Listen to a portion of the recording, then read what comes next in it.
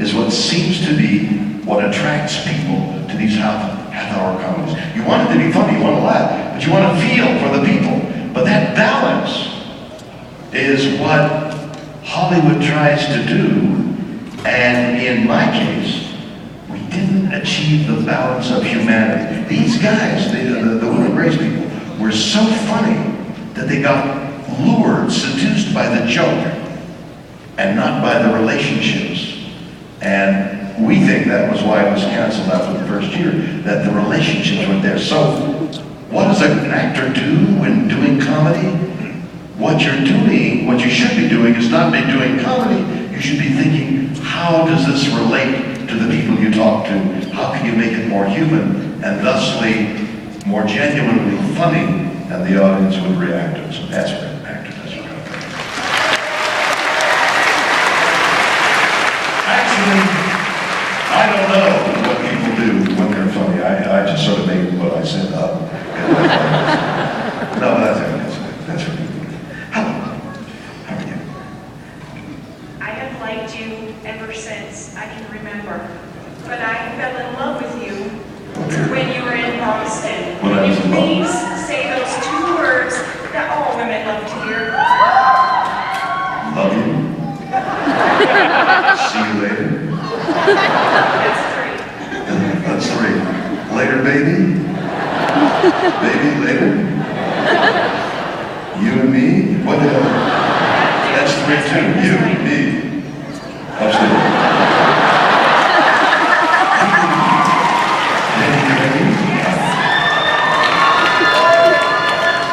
Next question.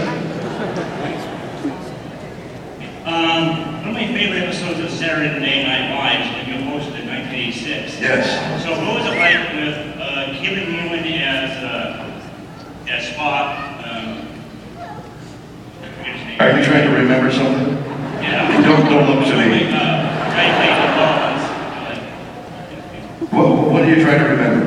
Oh, what was it like with the Saturday Night Live cast? Get a Life? Is that your friend trying to remember Get a Life? I'm trying to help you remember. The start of the Restaurant Enterprise. The Saturday Night Live. It was like, it was Kevin Nealon was his Spock. Oh, they did a sketch. I wasn't there. I don't know. I thought that you may have been referring to the sketch I did some years ago, in which we kind of kidded people coming to the convention and saying, "Get a life." All right, so you've had your time. The question now is, how good is his memory? I think that's the question. But this sketch he's referring to, I think you read, about Get a Life, has an interesting sort of sequence of events. So, the phrase I said in the sketch that reverberated was to get a life.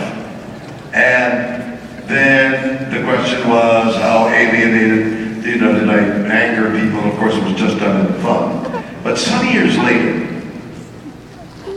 I'm in front of an audience like this, and while I'm trying to be entertaining and informative and connect with you, I'm thinking, who are the people? Why are they here? Why are you here? What brought you on this beautiful Saturday afternoon to sit in the audience and listen to this actor?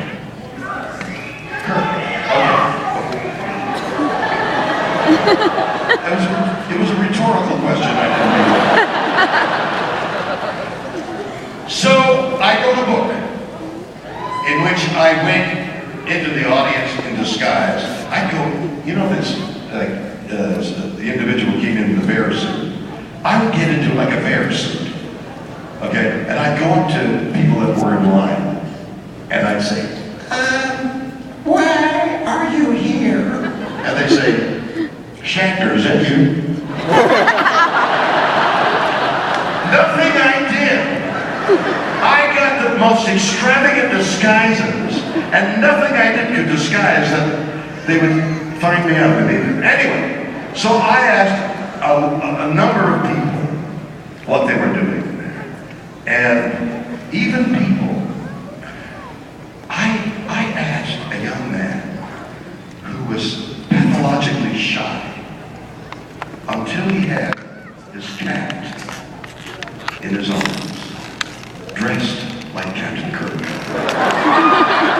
And when he had this cat dressed like Captain Kirk, he would tell funny stories. Hey, you should have seen the one. And he, then he'd put the cat down and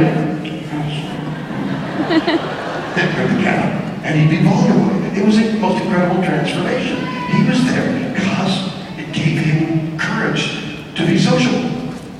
Another lady, most strange person. She had multiple personalities. All of them Star Trek. When she needed advice, out comes Spock. And she talked like Spock. When she discussed something medically, she'd be DeForest Kelley. When she wanted to be handsome and rich, she did Sue.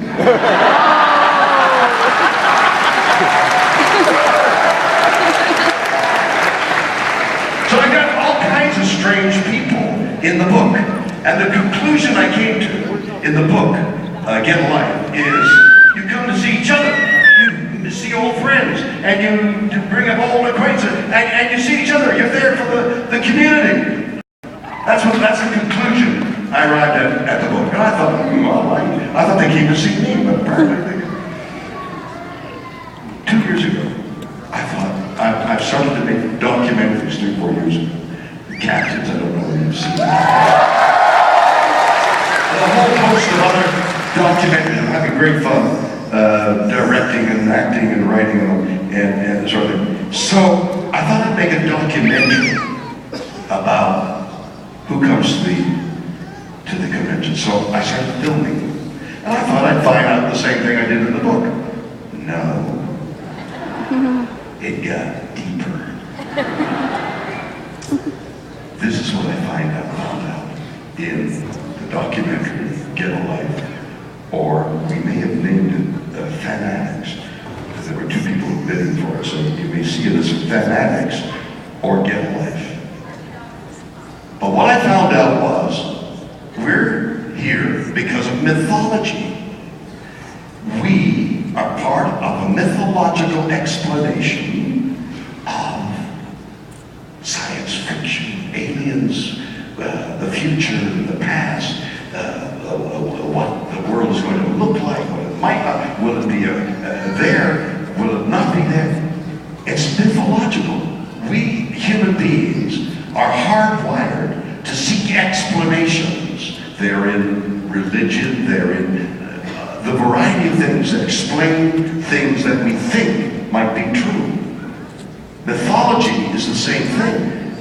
A Greek guy 2,000 years ago, 400 years ago, walking along sees a giant bone that we now know is a dinosaur bone. They don't know. They look at the bone and they invent a whole mythology of a land of giants.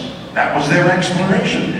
The demigods of giants that warred with the gods on Mount Olympus. We theorize came from them finding these big bones, because we human beings hardwired to seek an explanation for anything we can't explain. We're here right now. We're indulging in the ritual of mythology. It is far deeper than you think. You're wearing the costumes, you're getting the autographs, you're taking the pictures, the ritual of mythology. So my documentary seeks to explain. But what a wonderful sort of community that we have. We're seeking the same explanation.